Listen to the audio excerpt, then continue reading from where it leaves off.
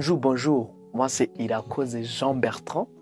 On me surnomme Barrett comme mon nom d'artiste. Je suis un artiste burundais, humoriste et comédien. Ça veut dire que je fais du théâtre et je fais du stand-up comédie et aussi du cinéma. Ouais. Et je réside à Kigali. C'est tout.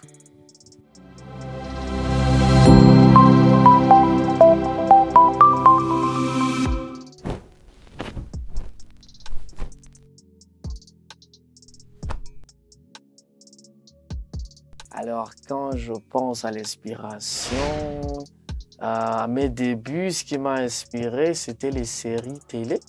À l'époque, il y avait une série qui s'appelait Ninde, qui passait à la télévision nationale du Burundi. Et cette série, vraiment, je l'adorais beaucoup. Je ratais aucun épisode. Et il y avait une autre série qui s'appelait Les Bobo Diouf, des Burkinabés. Et cette série, j'adorais beaucoup regarder. Et quand je sortais pour aller voir des amis, j'essayais d'imiter. Et ça, c'est des choses que je regardais quand j'avais 7-8 ans.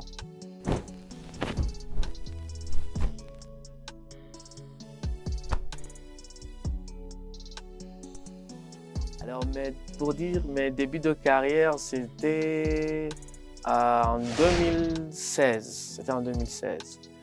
Les anecdotes que je peux dire, c'est que je me rappelle, j'avais tourné une vidéo sur Facebook. Et puis, après quelques jours, on m'a appelé. Quelqu'un m'a appelé, m'a dit, j'ai une fête et j'aimerais que tu viennes jouer. Mais moi, je n'ai jamais joué devant les gens, la comédie. Il m'a dit, non, j'ai vu que tu fais des vidéos drôles, viens. Et je suis allé. Et quand j'ai joué devant les gens, après le show, il m'a payé 30 000. Je ne peux pas oublier, je me sentais tellement riche. Parce que je me disais, en fait, c'est comme si je n'ai rien fait. Et je viens de gagner de l'argent. C'est là où ça m'a travaillé que ça peut être quelque chose comme génératrice de revenus pour moi.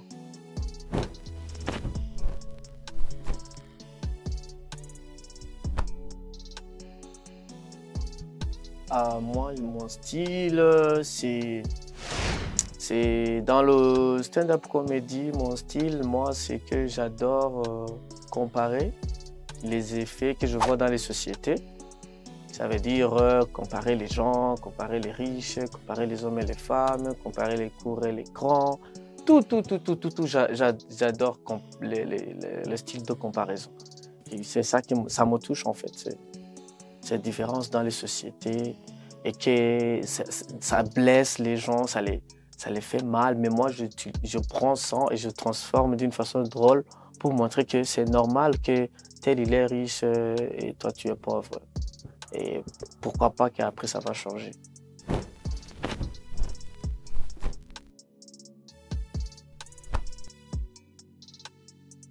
Moi, pour créer un spectacle, ça veut dire que d'abord j'ai une idée d'un message que je vais balancer et après je commence à faire des recherches sur le sujet, sur ce que je vois en société, je lis, j'interroge les gens. Et après ça, j'essaie de chercher un touche innovateur que je vais mettre dedans. Soit ça peut être ma façon de m'habiller, ça peut être ma façon dont je vais jouer, ça peut être le décor, ça peut être aussi les histoires, la façon dont je dois les raconter. Et après, c'est que je dois tester ça devant un public et je prends ses retours. Et après ça, je fais le lancement de mon spectacle devant une grande audience.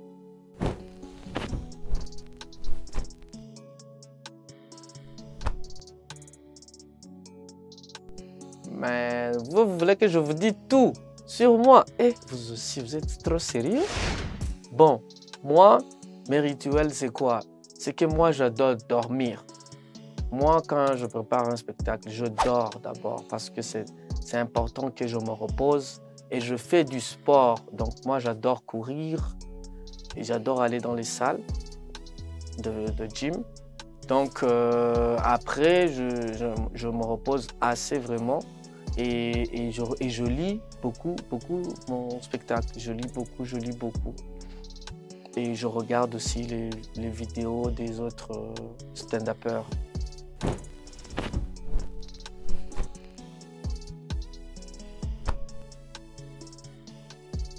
déjà, moi, je me dis, il n'y a pas de spécialité. Ce que je fais, c'est comme, ça marche comme dans tous les domaines. Et moi, j'aime prendre comme si je suis un entrepreneur. Tu vois, un entrepreneur, il a une idée.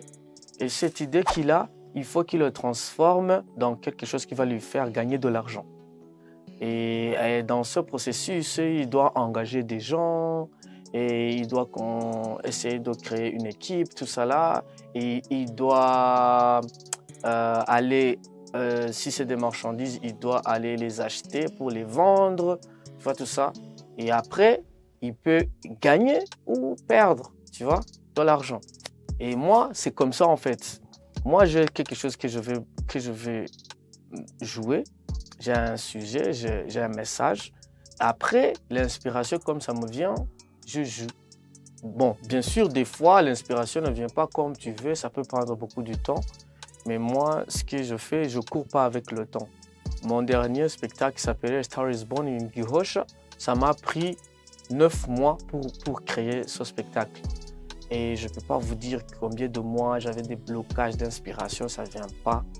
Mais comme je m'avais donné un objectif des dates que je dois jouer le spectacle, ça a venu. Ouais.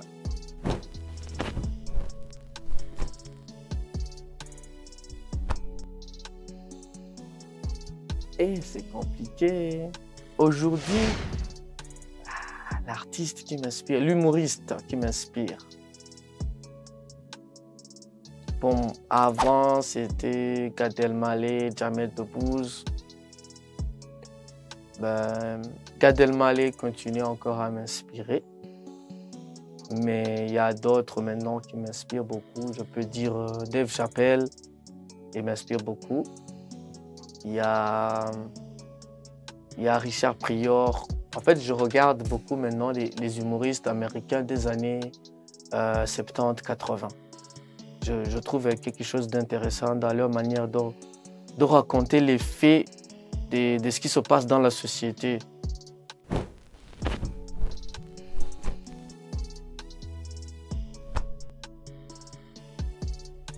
Déjà mon travail, c'est ma vie, tu vois, ça se trouve au centre de ma vie. Ça veut dire que la plupart de mon temps, je suis en création, je suis en train de penser à un spectacle, je suis en train d'organiser un spectacle. Donc, ce qui est lié à ma vie, c'est que je dois avoir une discipline. Je peux dire que la discipline est très importante pour savoir comment gérer toutes ces tâches. Ouais, c'est tout.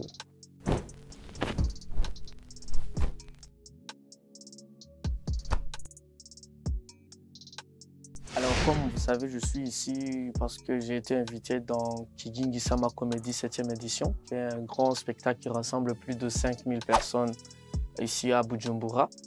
Et avant ça, j'étais dans une tournée internationale. J'ai joué dans 7 pays et j'ai joué en Europe dans 3 pays. Donc la France, c'était Paris, Bruxelles, Berlin. Et ici, en Afrique, j'ai joué au Rwanda, au Burundi, à Bukavu, Goma et à Yaoundé. Et c'était le spectacle qui s'appelait A Star is Born in Gihosha. Donc maintenant que j'ai fini ça, maintenant je prévois je vais créer un autre spectacle d'humour qui s'appelle... Ah, est-ce que je... Non, vous voulez que je vous dise... Non, je dis rien. Je dis rien, je dis pas le nom. Mais j'ai un nouveau spectacle qui sort l'année prochaine, que je vais faire aussi une tournée internationale. Et là, je vais ajouter les pays anglophones. Ouais. Et dans mes projets à venir, donc à Kigali, j'ai lancé un comedy club qui s'appelle 1000 Comedy Club. On fait des spectacles en anglais. Et j'ai un nouveau spectacle aussi en français, une pièce de théâtre, pardon, en français qui sort vers novembre et que je vais faire des représentations sans représentation. C'est mon objectif. Donc vous entendez que ça va chauffer.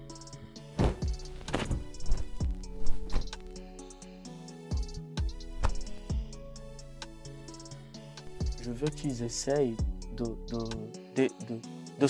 qui se laissent toucher.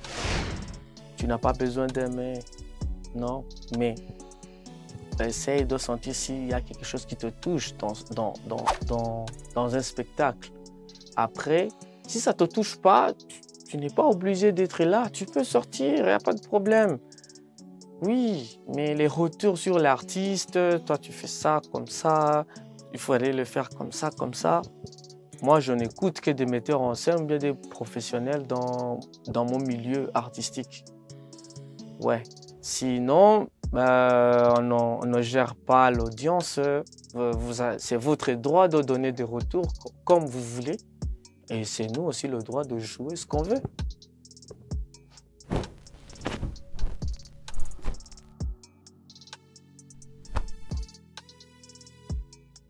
J'ai reçu des retours partout. Et partout, ce n'est pas les mêmes retours. Et pour vous dire, en Europe, ils étaient surpris d'abord de voir qu'il y a un humoriste qui vient du Burundi. Il ne connaît pas le Burundi. Il ne sait pas où ça se trouve. Tu dois dire c'est un tout petit pays à côté du Congo, la RDC. Là, ils vont comprendre. Et donc, ils étaient très curieux de voir l'humour qui vient du Burundi. Et leur retour, c'est que moi, ils m'ont dit que c'était sympa. C'était gai. Ouais. Et quand je joue en Afrique, en fait, ce que je joue, ça les touche, en fait, parce que je me suis rendu compte qu'en Afrique, on vit presque dans les mêmes choses dans les sociétés. Les histoires que je raconte qui se passent dans les sociétés, le rapport entre enfants, parents, ça, c'est presque partout. J'avais des mêmes retours presque partout là où j'ai joué en Afrique. Et ça les a beaucoup éduqués.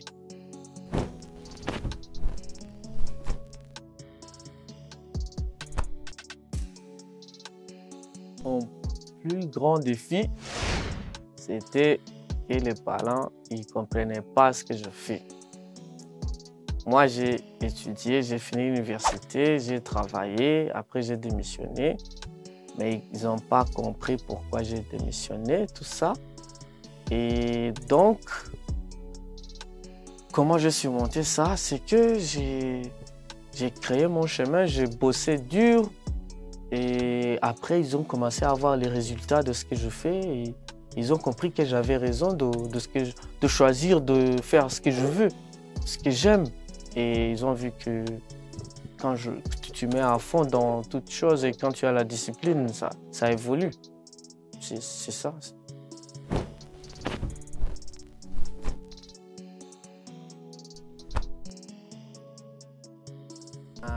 La chose la plus gratifiante, c'est jouer au Jamel Comedy Club, mes chers amis. C'était comme ça. Même les humoristes de Paris, ils n'ont pas compris comment je suis arrivé sur la scène de Jamel Comedy Club. Et que j'ai retourné encore une fois, que je n'ai pas eu la chance la deuxième fois, mais que j'ai joué au Paname, qui est aussi un grand comédie club à Paris. Et là, je rencontre des grands humoristes. Je rencontre Gad Elmaleh, on prend le temps de discuter, je lui parle de ce que je fais au Burundi, partout ici. Et il était fier de moi et il était content. Et là, j'ai vu qu'il a la chaleur de venir ici, chez nous, dans notre région, pour voir comment l'humour... Parce que je lui ai dit vraiment, l'inspiration, ça vient de toi. C'est toi qu'on a commencé à avoir fait de l'humour, qui nous a poussé. On t'a volé même beaucoup de blagues au début. Ouais, il était vraiment très ému. Et aussi, j'ai rencontré Boudère aussi, ça, c'est quelque chose de grand en fait. C'est rencontrer les gens que je suivais sur les YouTube dans ma chambre. Et un autre jour, pam, on est là, on est ensemble, on discute. Et je me présente devant eux comme un vrai humoriste. Je ne peux pas vous dire.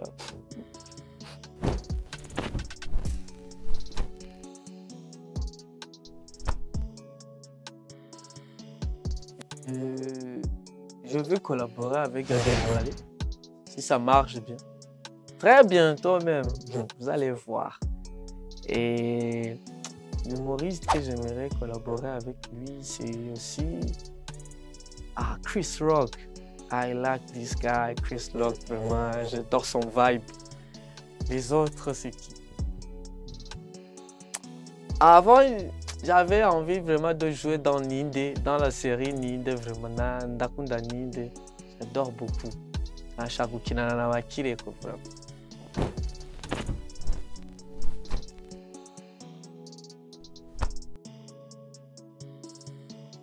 Toi, qui veux te lancer dans le stand-up? Oui, j'ai dit toi. Alors, moi je dis que dans tout, en fait, c'est pas l'humour seulement, c'est dans toute chose. Ce qui est important, c'est d'abord toi, te reconnaître. Qu'est-ce que je veux? Qu'est-ce que je veux atteindre? C'est quoi mon objectif? Alors, quelle est la discipline que je dois adapter, tu vois, pour arriver là où je veux? Et je dois m'inspirer avec qui? Mais je dois traîner avec qui? Tu vois? Moi, et je vous dis, d'abord, toi, tu sais ce que tu veux faire et tu vas. N'écoute aucune personne qui va te dire. Il n'y a personne qui va te dire ce que tu veux faire. C'est toi-même qui dois trouver ça. Et après, les autres rajoutent, ils te donnent des idées sur ça. Et moi, je dis toujours à quelqu'un qui veut faire de l'humour, écris, va sur scène, joue une fois, joue 2 fois, joue 3 fois, joue 100 fois. Et après les 100 fois, tu vas t'évaluer que tu veux être un humoriste. Donc, la persévérance est très, très importante.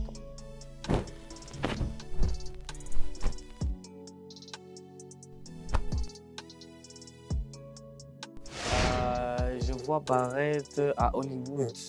Je vois Barrett jouer avec Warner Bros, Pathé, Gaumont, Paramount. Tu vois, tous ces grands studios avec des grands artistes et des grands films. Et là, les gens vont connaître, ah, il y a quelqu'un du Burundi dans le cinéma international. Ah, c'est quoi le Burundi? Ah oui. Ah, c'est ça. Hein.